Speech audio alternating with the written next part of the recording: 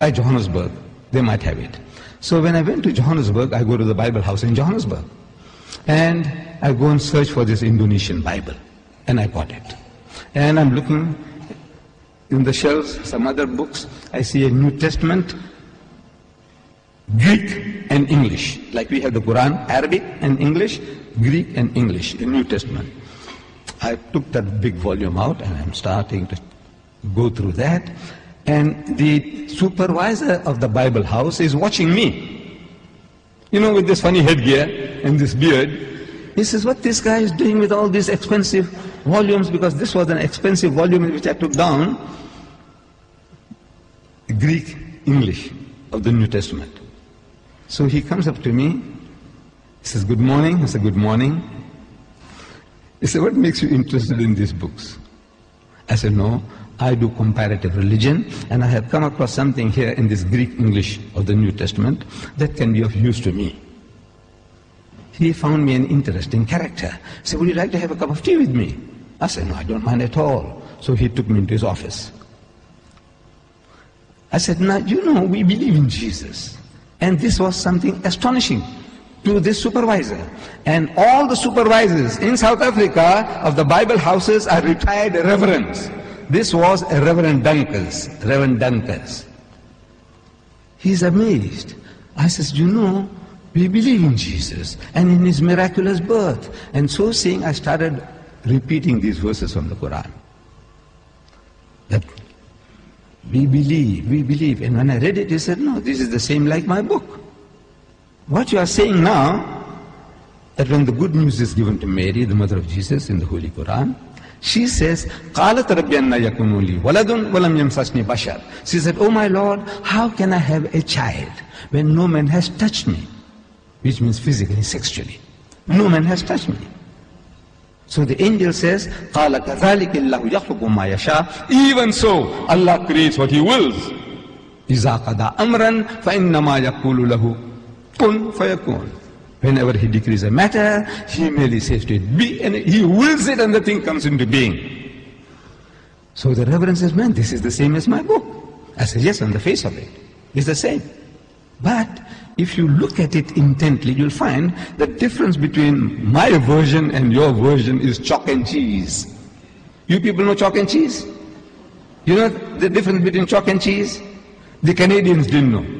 The Canadians, I'm telling you, when I went to Canada, I spoke about chalk and cheese. They didn't hear that phrase before.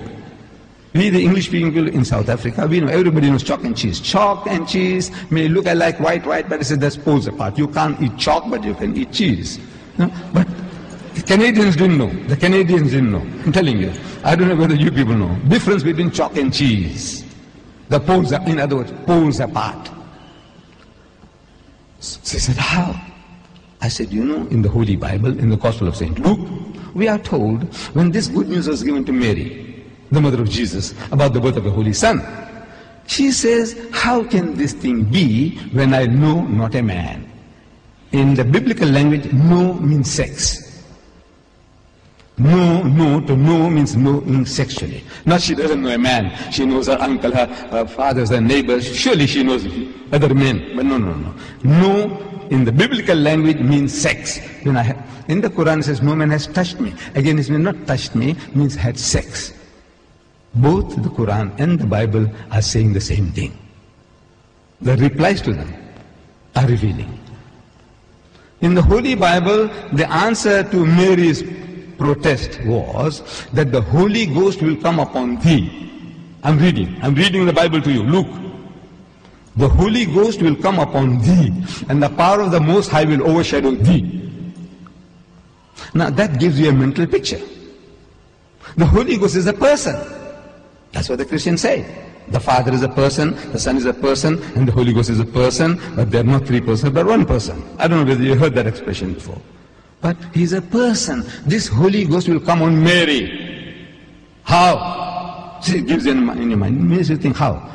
Like a man and a woman, like a bull and the cow. How? The Almighty will overshadow her. How? No, it gives you a mental picture. So I'm suggesting that it gives you a mental picture.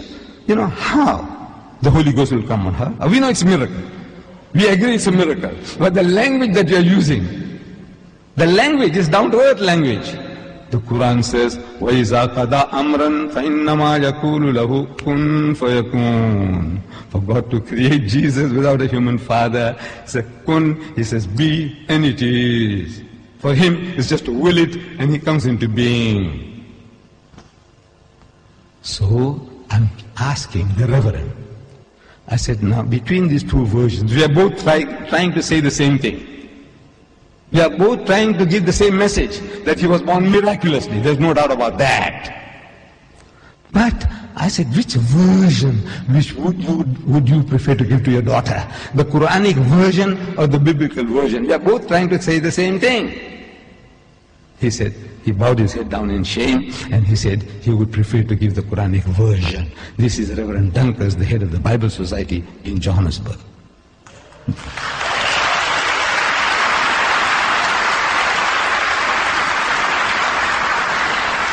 You show this to your Christian friends and neighbors, your employers, your employees, and you see what happens. If they start being funny, then I will show you other ways. Then is the other method. But otherwise, this is how Allah expects us to talk to them, share with them. So the story is that in these verses, the story is that the mother of Mary, she was barren for a long period of time. And she prayed to God. So, oh my Lord, if you give me a child, I'll devote my child for temple services, for your service. I'll dedicate her. And God heard her prayer, and she became pregnant from her husband. And in time she delivered the child. And the child happened to be a female. And she was disappointed. She had vowed that child she will dedicate, imagining, thinking it will be a son, a male. But it happened to be a female.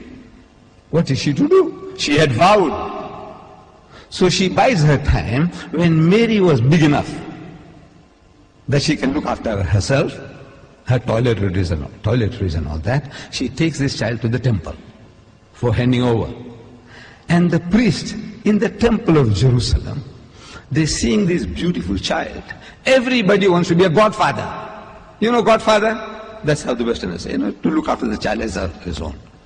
Everyone says, look, I'll look after the child. The other one says, I'll be the godfather. I'll look after the child. And there's competition. So they started casting lots. Head or tail, head or tail.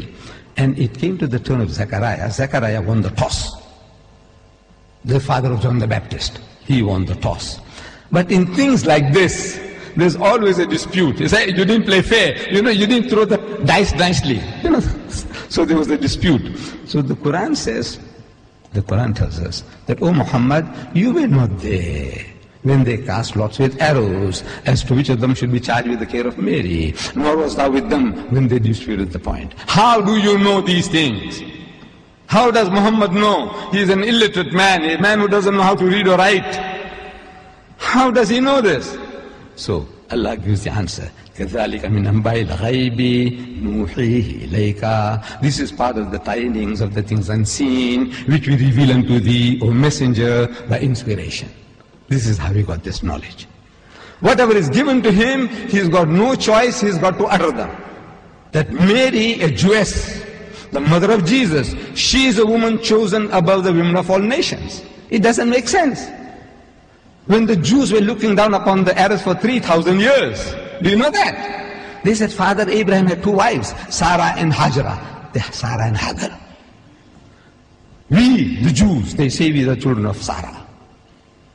The first son through Abraham, Isaac. And from Isaac to Jacob, and Jacob to Judas, and Judas and his brethren, the 12 tribes of Israel, Jacob and all 12 tribes of Israel, and we are the Jews, the chosen people. Coming from this noble ancestry of Abraham through Isaac. Ishmael is the son of Hagar, Bibi Hajara. Ishmael is the first son, and through him the Arabs. They are cousins. Father Abraham is the father of the Jews as well as the Arabs.